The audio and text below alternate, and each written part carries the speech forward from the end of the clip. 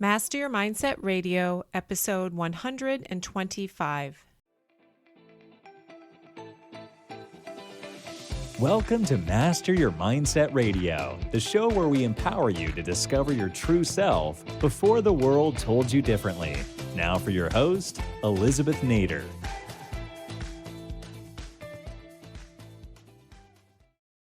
Hey, my friends. Nice to be back, hoping to bring you a little inspiration as always. I am reading the book David and Goliath by Malcolm Gladwell. When I say reading, if you know me well, that means speed reading because that's what I do. So I generally get through a book pretty quickly and try to pull out of it the most important points and things that inspire me. But I have been looking through this book. It was recommended to me. I don't even know if this has been around for a while. It probably has.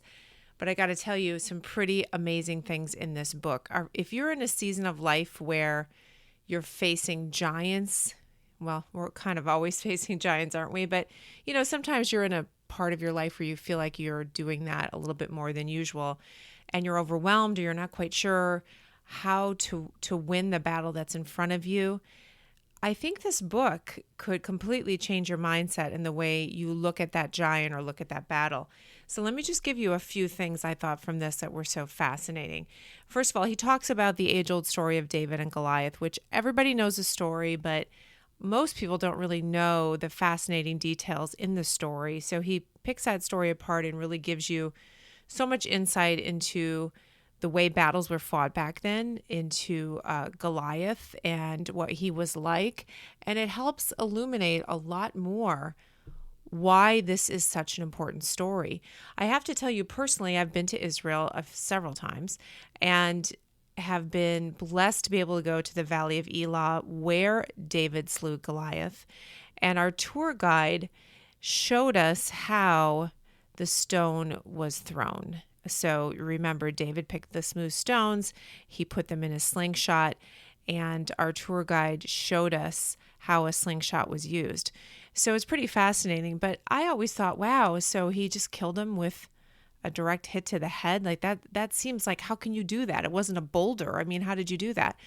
One of the things I learned from Malcolm's book is that, in fact, the art of being someone who would wield a slingshot was a big deal back then. It was a very feared weapon of war because if done correctly, even a smaller stone would hit someone in the head with fatal consequences. And so that alone, I think, is fascinating to understand that, because I think growing up, we hear the story and we think about the shepherd boy with his little slingshot and his little pebbles. Well, it wasn't quite like that, but he was very adept at the skill of slingshotting. And in fact, he hit his target. But when you look at that story, you have to understand a few things that I think are important for your life. We often misread our enemies or the giants that we're facing. We give them power that they don't have. We assume things about them that are not true.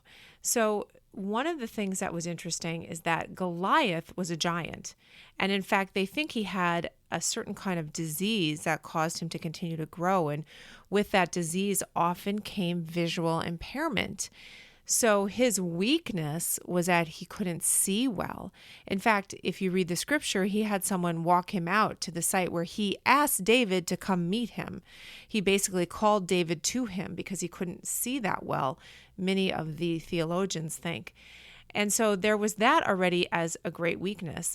In addition, he was expecting hand-to-hand combat. He was dressed in incredibly heavy armor. He had these massive swords and instruments that he would use to thrust into his opponent, but it would be done hand-to-hand combat. It would be done face-to-face.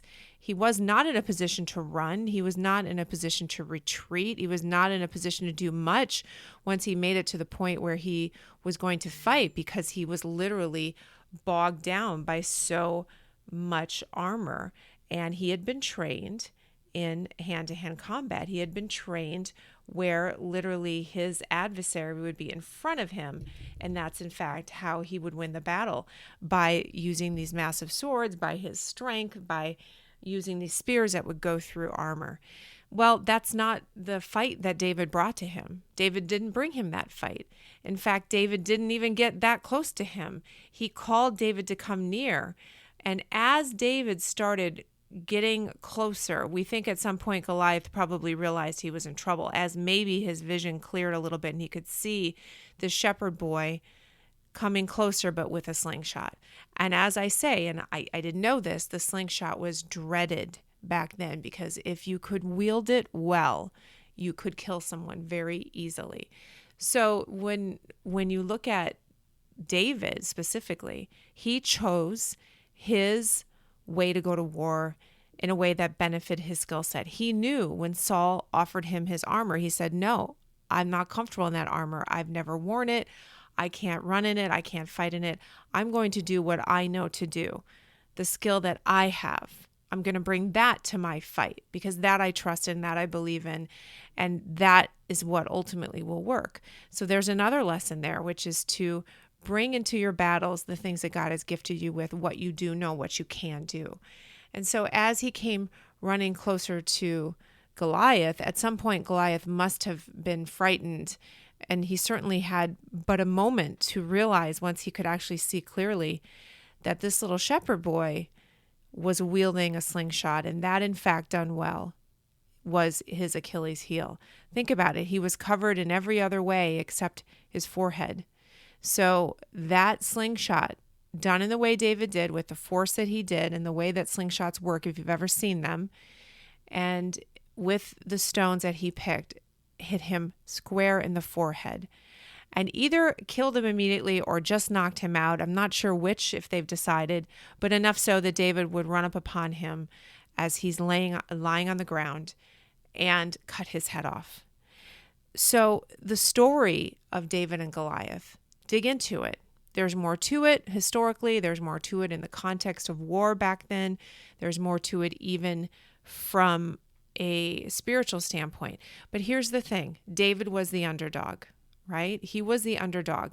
But often when you are the underdog, there are more opportunities than you realize to win your battle, because the one who's coming to this as the giant, he or she or it, in the case of a situation, has already been defined, if you will. It's already said, this is the war, this is the battle that you have to fight.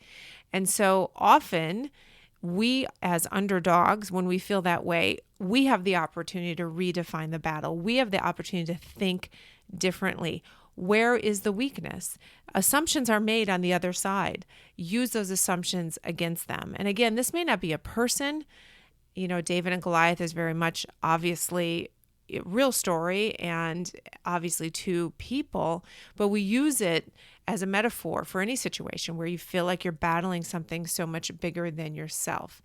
But we really need to think differently about that adversary.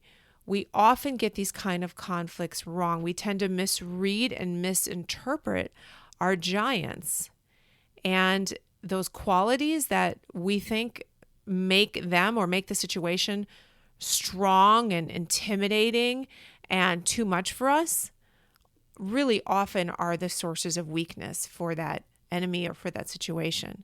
And that was the case with Goliath. The things that made him seem so much more intimidating than any other adversary, the things that made him seem unbeatable, were actually his weaknesses. His height, he was so big that he had this disorder that he couldn't see well. He was so big that he couldn't move quickly.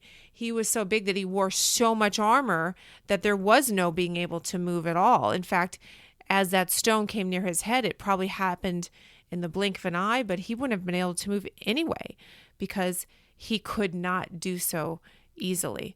So think about your battles. Think about your enemies. Think about the thing that you face. Is it really what it seems?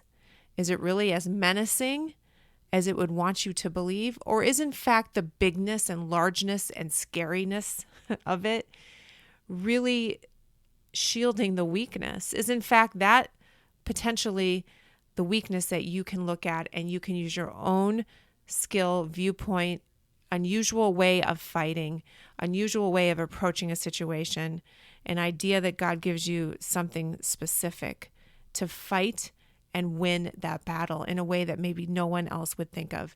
There's so much more to it, and the book is great because the author gives a ton of stories of underdogs, and they're not all stories that you cannot relate to. They're actually everyday people and things that you can relate to. But just understanding, what does it mean to be the underdog? What does it mean to battle a giant? And why, in fact, is there an opportunity there? And how you have to change your mindset and change your point of view and decide that that giant that you're facing is actually different than you think. And no one may agree with you. Everyone may say to you, "Oh my gosh, are you crazy? That's such a big thing that you're trying to win over." But if you have a different way of looking at it, if you find the weaknesses in that battle and in that giant and in that opponent, you can use that to your advantage, and you can be the underdog who wins. Get the book. It's really interesting. Think about this, as they say, Sila. Sit, think about this, and apply it to your life. Talk to you guys soon. Thank you for listening to Master Your Mindset Radio. Before you go, please visit ElizabethNader.com to learn more about the Mindset Maven and how she is guiding high performers to map their mindset to their message so they can effectively express who they are and why their ideas should win. Looking forward to seeing you online.